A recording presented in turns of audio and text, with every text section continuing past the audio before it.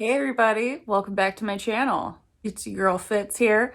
If you're new to my channel, so am I. So welcome. A couple times a week, I'm going to be sitting down and discussing topics that are relevant to today, I guess. Today's topic has a little bit of a religious leaning. Americans are known for being pretty religious. We are less so now than we ever have been, but we are generally seen as a pretty Christian nation, or at least we like to tell ourselves that.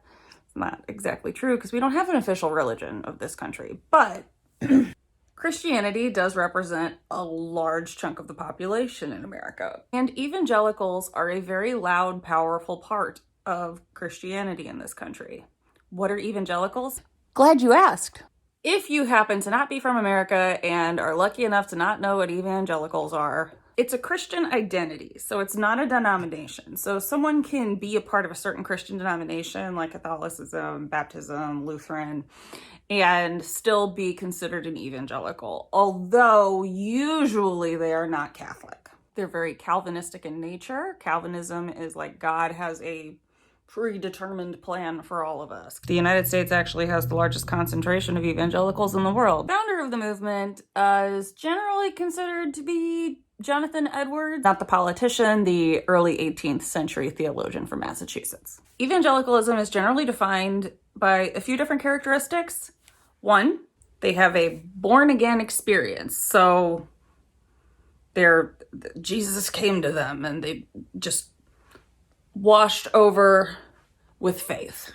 Two, maintains a personal relationship with God. For a lot of evangelicals, this means they really do genuinely believe that God communicates specifically with them.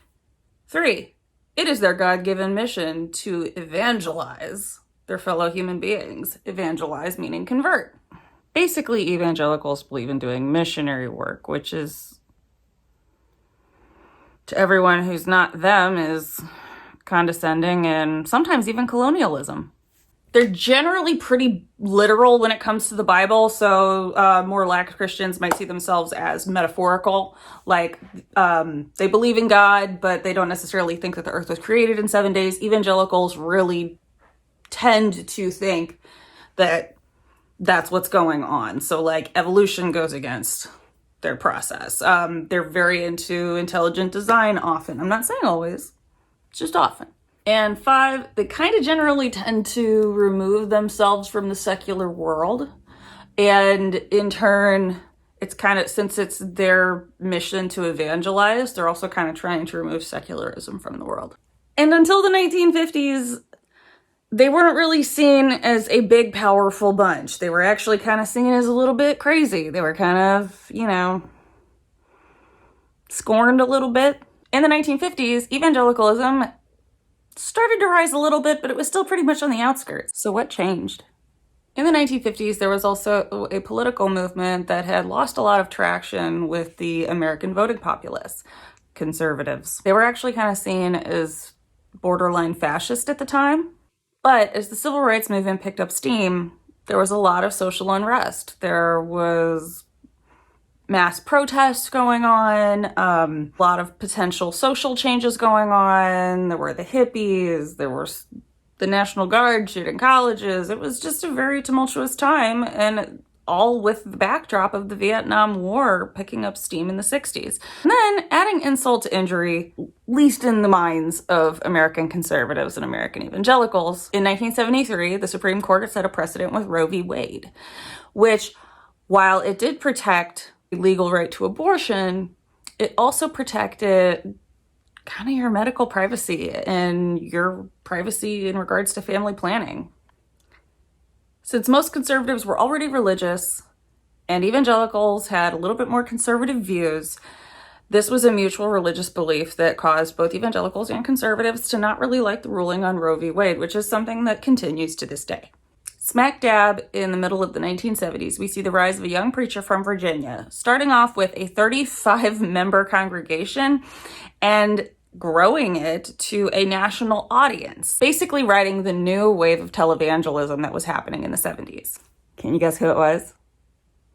Hint, it was Jerry Falwell. Now, at the time, and up until then, evangelicals really didn't get involved in politics. They saw it as dirty and beneath them, and they're going to go to heaven anyway.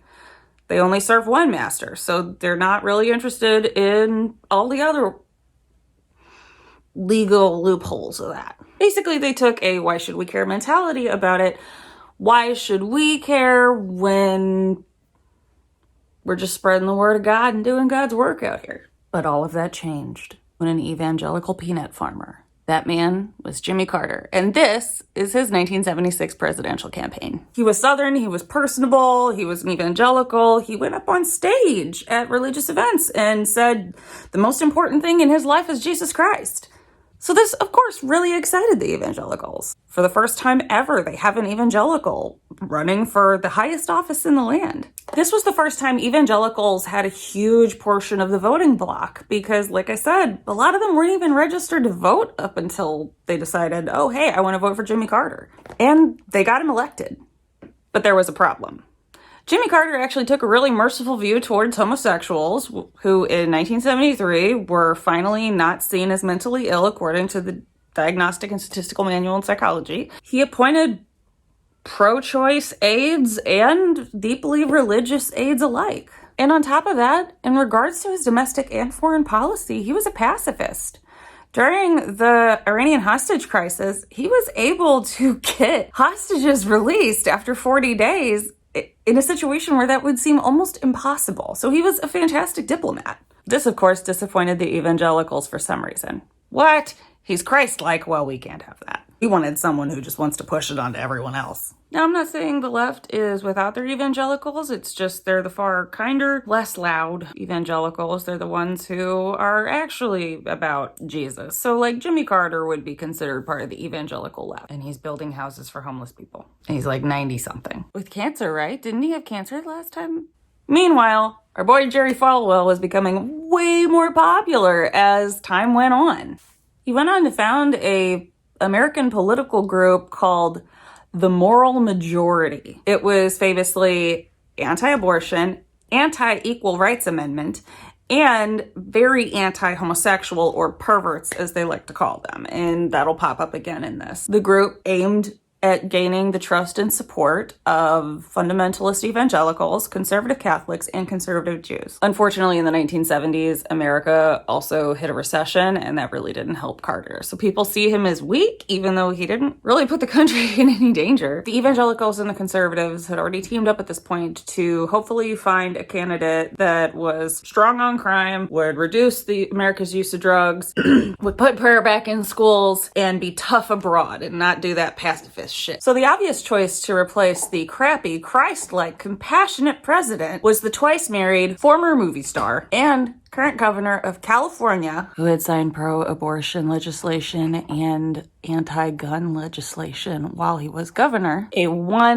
Ronald Reagan. He won too, just in case you didn't know that Ronald Reagan was president at some point, I guess. During his 1979 presidential campaign, he vowed to make America great again. Direct quote, not joking. Donald Trump couldn't even come up with that on his own. He ended up speaking at an event while he was campaigning called Religious Roundtable, where religious leaders get up and, I guess, say their piece in front of other religious leaders. One of the preachers to take the podium was a James Robison, who was quoted saying, "I'm sick and tired of the radicals, perverts, and the liberals, and the leftists, and the communists coming out of the closet.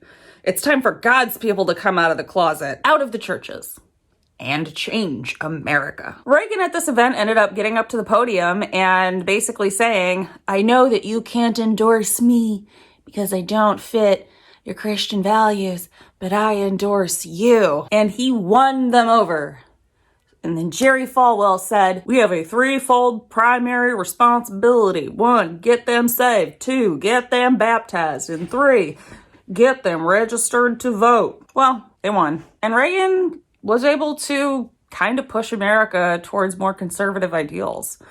I mean, aside from the fact that we know that the 80s was Wall Street's dream, that was also the decade of the war on drugs and the continuance of the Cold War. And Ronald Reagan framed both of those as a moral fight. I mean, drugs obviously being bad because they're drugs, and the fact that the USSR was a officially atheist nation They saw it as like a religious responsibility to stop the spread of communism. While he was campaigning, he pledged to appoint pro-life judges and put prayer back in schools. He didn't totally follow through on that, but for better or for worse, he is the Republicans' version of Jesus. And white America was pretty happy because they didn't hear from black America anymore, pretty much because the war on drugs was just a veiled opportunity to terrorize black America. And on top of that, in the 80s, televangelism absolutely exploded. And that's despite having preachers like Oral Roberts, Jimmy Swaggart, and James Baker being proven to not only be amoral, but be greedy and completely full of shit. And Republicans continued to basically overwhelmingly get support from the evangelicals.